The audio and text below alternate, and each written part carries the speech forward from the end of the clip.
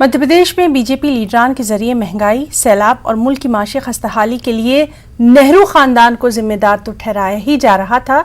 अब बीजेपी लीडरान के जरिए भोपाल के जवाहर भवन को 500 करोड़ में खामोशी से फरोख्त करने के इल्जाम से रियासत में नई सियासत शुरू हो गई।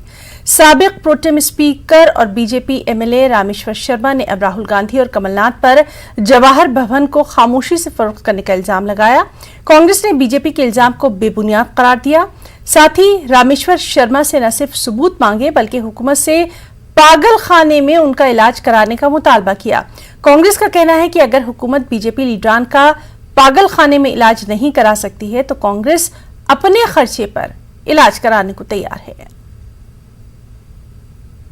उनके दबाव में कमलनाथ जी और राहुल गांधी जी की जुगलबंदी ने मध्य प्रदेश के कांग्रेस के नेताओं को पता ही नहीं चला और पूरी प्रॉपर्टी बेच दी।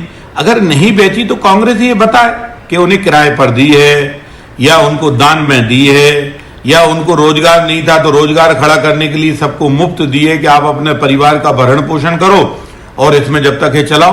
तो ये बात क्लियर करे ना।